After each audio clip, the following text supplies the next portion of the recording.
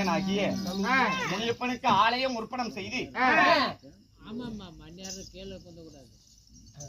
கும்பாபிஷேகத்தினை செய்து கும்பாபிஷேகத்தின் அதாவது மண்டல பூஜைகள் எல்லாம் நடைபெற்று இறுதி நாளான இன்று இந்த முனியப்பனுக்காக இந்த கோவில் அங்கத்தனர்கள் நமக்காக நாடகம் ஏற்பாடு செய்து கொடுத்திருக்கிறார்கள். இந்த முனியப்பனின் அருளால நாடகம் ஏற்பாடு செய்தவர்களும் நலமுடன் காண வந்திருக்கும் நமதருமை ரசிக பெருமக்களும் நமக்காக அன்பளிப்பு வழங்கிய அன்பு சகோதரர்களும் எப்படி இருக்கணும்?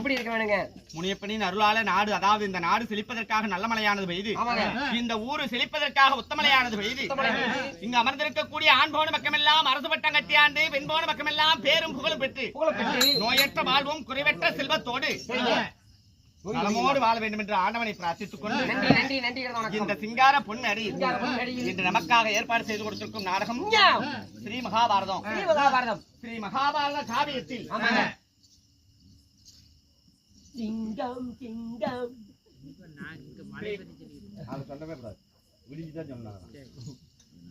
இந்த மகாபாரதத்தில் 13ஆம் நாள் யுத்தம் யுத்த காண்டம்.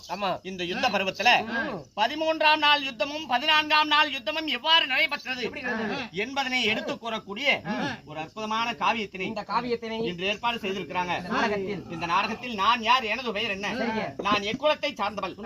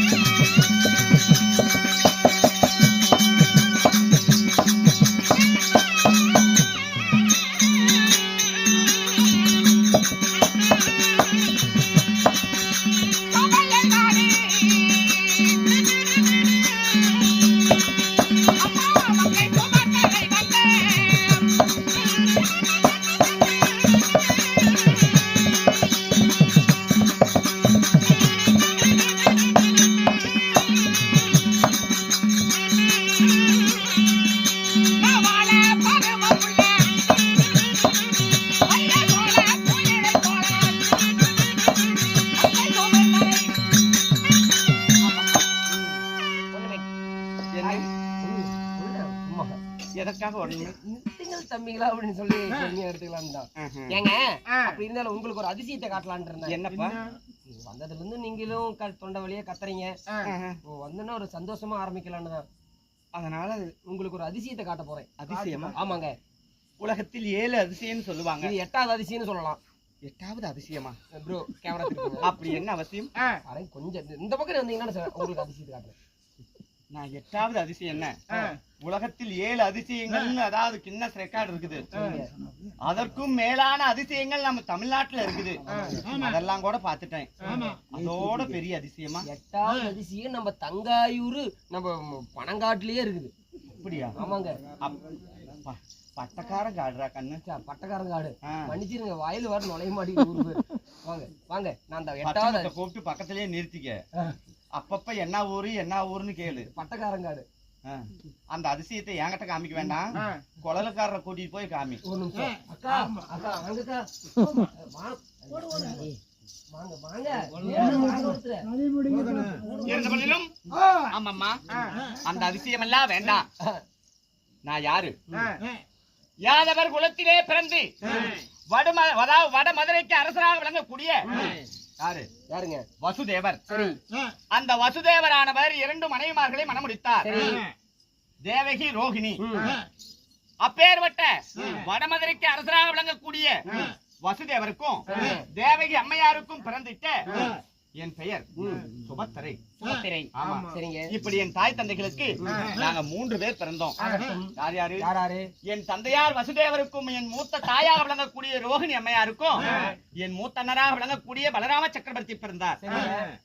என் தாயாகிய தேவகி அம்மையாருக்கு என் அண்ணனாக விளங்கக்கூடிய கண்ண பரமாத்மா, இந்த இளங்குடியாளாகிய இந்த சுபத்திரை நாங்க பிறந்தோம்.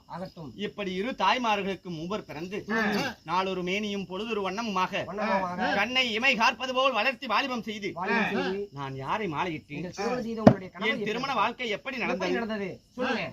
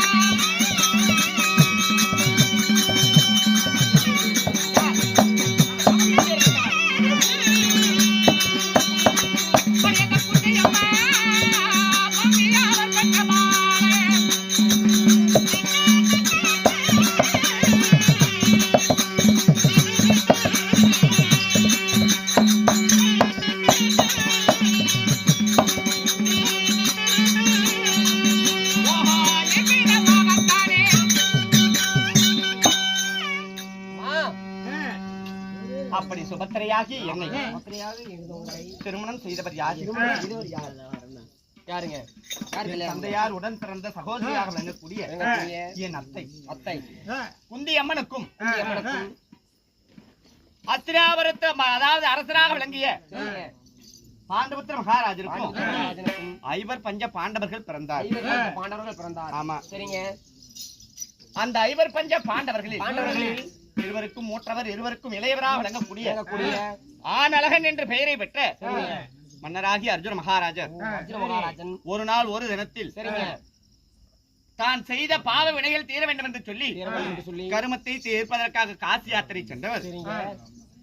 காசி யாத்திரையை முடித்து திரும்பி வரும் வேளையில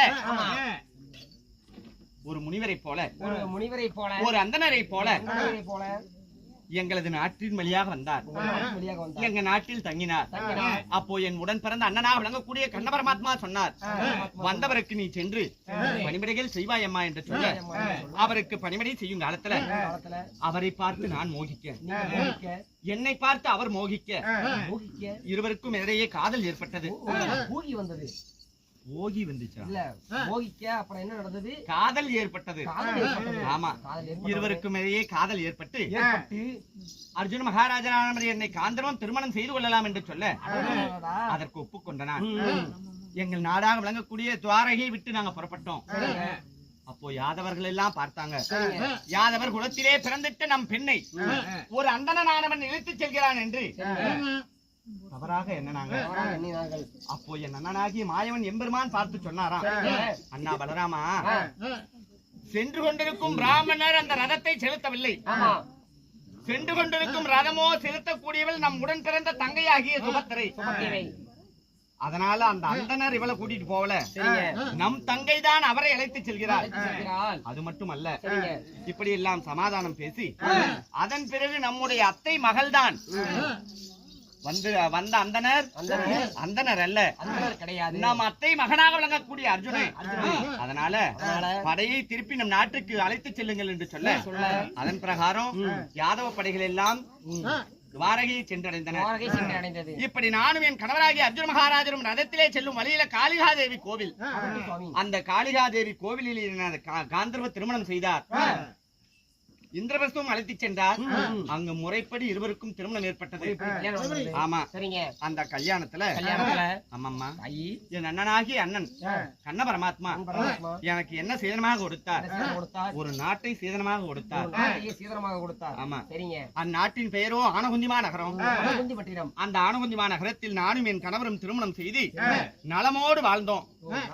நலமோடு வாழும் தருபாயில எங்கள் வாழ்விலே ஏற்பட்ட அந்த சந்தோஷமான செய்தியை நினைத்தா சர்க்கரை பந்தலிலே தேன் மாறி வழிதல் போல் என் மனதாகப்பட்டது. இன்பமாக இருக்கிறது. யார் அது என்ன தெரியுமா?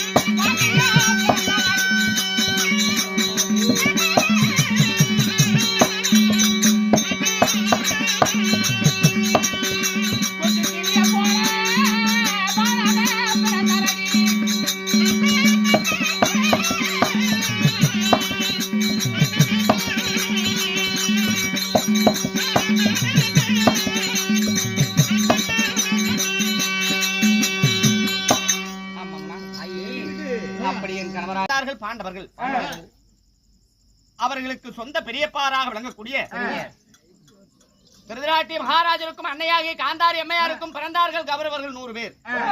இப்படி பெரியப்பார் மக்களுக்கும் சிற்றப்பார் மக்களுக்கும் இடையே சிறு வயதிலிருந்து பகையானது ஏற்பட்டு நாங்க சுகமாக வாழ்ந்திருந்த தருவாயில் அந்த பகையின் காரணமாக ஐவர் பஞ்ச பாண்டவர்களும் இந்திரபிரஸ்தவத்தில் சுகமாக வாழ்கிறார் என்று கண்டு பொறாமை குணம் கொண்டான். கௌரவர்களில் மூத்தவராக விளங்கக்கூடிய துரியோதனன் நயவஞ்சகமாக தன் சித்தப்பார் மக்களாகிய பாண்டவர்களை அஸ்திராபுரமர்களுக்கு சூது பகடைக்கு இசைய செய்து அந்த சூது பகடையில நாடு நகரம் நவநீதி செங்கோல் உப்பு செட்டி வரையோடு வரை அனைத்தையும் பிடுங்கிக் கொண்டு ஆரண்யமான கானகம் ஓட்டி வைத்தார். ஆமா, பாண்டவர்கள் மட்டுமா சென்றார்? ஐவர் பஞ்ச பாண்டவர்களும் ஐவருக்கும் தேவியாக விளங்கக்கூடிய பத்தினியாகிய என் அக்கா திரௌபதியும் சென்றார். ஆமா, அப்படி சென்றிருந்த வேளையில 12 வருடம் சுகமாக பாண்டவர்கள் காணம் கழிச்சாங்க. அப்படி கானகம் கழிக்கும் வேளையில என் மகனாகி அபிமன்யுவுக்கு என் உடன் பிறந்த அண்ணனாக விளங்கக்கூடிய கண்ண பரமாத்மாவின் மகளாக விளங்கிய இல்லையே? சுந்தரியை திருமணம் செய்தோம். சுந்தரியை திருமணம் செஞ்சீர்கள். என்னத்த சுந்தரம். சுந்தரத்தியா? சுந்தரி. சுந்தரி. எந்த சுந்தரத்திரா? சுந்தரம் இல்லைங்க. தேவூர் சுந்தரத்தியா? சுந்தரி. சுந்தரி. என் அண்ணன் மகளாக விளங்கக்கூடிய சுந்தரியை திருமணம் செய்து அவள் கல்யாண பந்தலில் செய்த சிறு தவறின் காரணமாக என் மகன் அவளை ஐயோ. கன்னி சிறையாக அப்படியா? பெற்றவர்கள் வீட்டில் வாளா வெட்டியாக ஐயோ. வாரகையில் விட்டு வந்தான். ஓ, சரிங்க. அதன் பிறகு 13வது ஆண்டு காலங்களும் கழிந்து 13வது வருடம் சென்ற அதாவது வனம் சென்ற பாண்டவர்கள் அஜ்ஞாதவாசம் முடிக்கணுமே. எப்படி முடிச்சாங்க? ஐவர் பஞ்ச பாண்டவர்களும் இன்னார்தான் பாண்டவர்கள் என்று அறியாமல் மாறு வேடத்தில் மச்சுதேசம் என்று சொல்லக்கூடிய நகரத்துல விராட நகரத்துல மாறு வேடத்தில் 6 பேர் வாழ்ந்தாங்க. அந்த அஜ்ஞாதவாசம் முடியும் தர்பாயில அஸ்தினாபுரத்து இளவரசராக விளங்கக்கூடிய திருதராஷ்டிர மகாராஜரின் மகனாகிய துரியோதனன் தன் படையை எடுத்து அதாவது அழைத்து சென்று அங்கிருந்த பசு மந்தைகளை எல்லாம் ஓட்டி சென்றார்கள். அங்க பசு மந்தைகள் ஏராளம். விளாட பருவமானது மச்சுமா நகரம். எப்படி? மச்சுமா நகரம். அந்த மச்சுமா நகரத்துல வாழ்ந்திருக்கும் வேளையில அந்த பசுமந்தைகளை ஓட்டி சென்ற காரணத்தினால அதுதான் பெரிய சொத்து. அங்க அப்பேற்பட்ட சொத்தை மீட்டு தந்தாராம் என் கணவராகி அர்ஜுன மகாராஜர். ஆமா.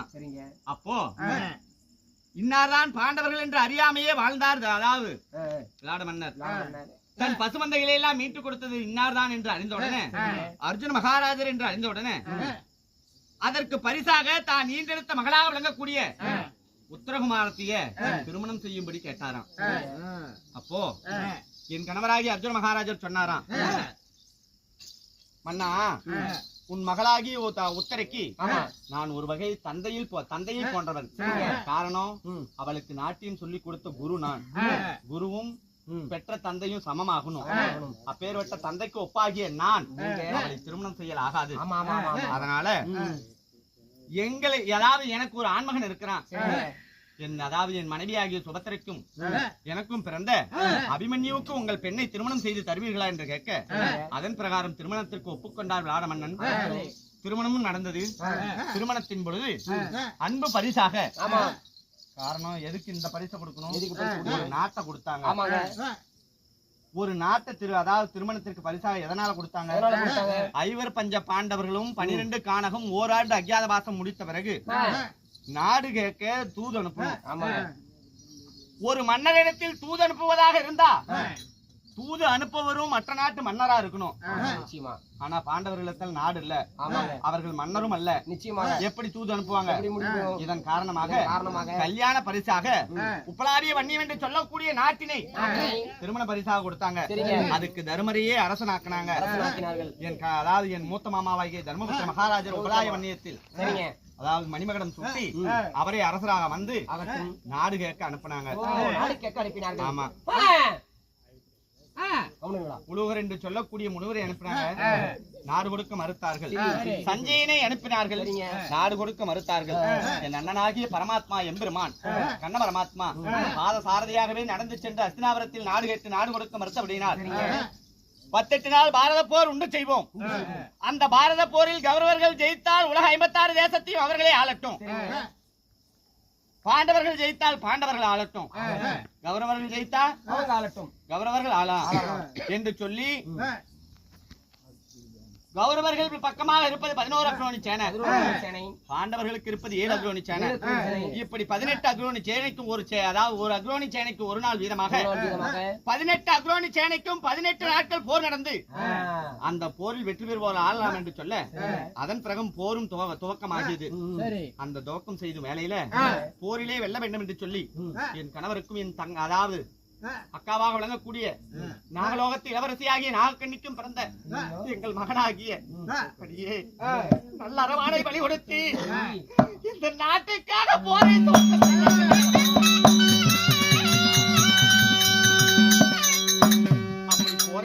செய்து 2 நாட்களாக பாரத போர் நடந்து கொண்டிருக்கிறது குருச்சேத்திர பீடபூமியில. ஆமா. 12 நாட்கள் போர் நடந்து முடிந்து விட்டது. விடிந்தால் 13ஆம் நாள் இந்த இரவு வேளையில என் கணவரும் என் உடன் பிறந்த அண்ணனாக விளங்கக்கூடிய கண்ண பரமாத்மாவும் என்னை சந்தித்து ஒரு முக்கியமான விஷயத்தை என்னிடத்தில் சொல்லி சென்றிருக்கிறாங்க. அந்த விஷயத்தை உன்னிடம் சொல்வதாக இல்ல, என் வயிற்றிலே பிறந்த ஜனித்த என் அன்பு மகன், என் வீர மகன் அபிமன்யு இடத்துல அந்த செய்தியை சொல்லணும். அதனால உடனடியாக என் மகனாக விளங்கக்கூடிய அபிமன்யுவை அழைத்து வா, அவனிடத்தில் நான் இந்த செய்தியை கூற வேண்டும். அறிவீர்கள் சபையோர்களே, அதாவது தாயாகப்பட்ட சுபத்திரையாகப்பட்டவள் தனது மகனாகப்பட்ட அபிமன்னனை அழைக்க இப்பொழுது அபிமன்னன் வருவிதம்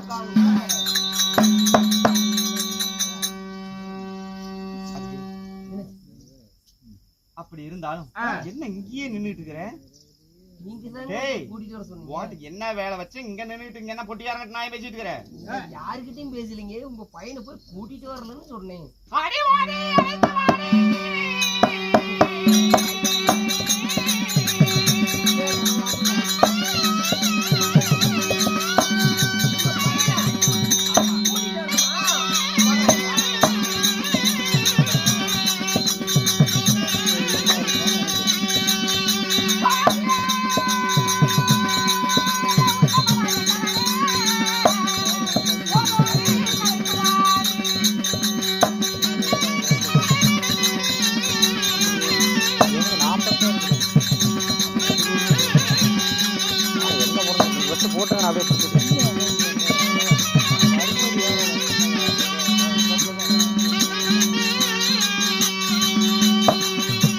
உள்ளுக்குள்ள போறாங்கன்னு கேட்டு பாருங்க.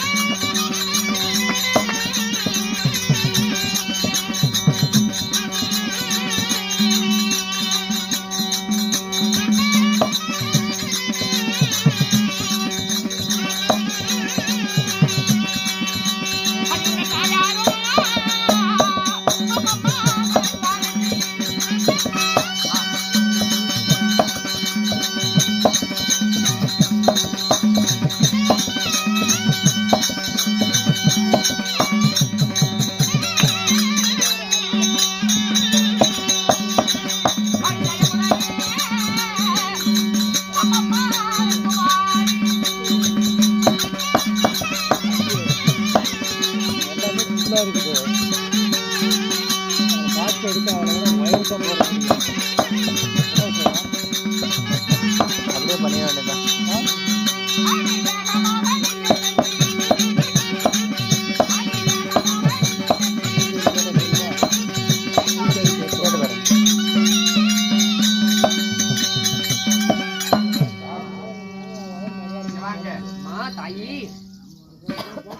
வேகமா போகணும். எப்படி போகணும்? வேகமா.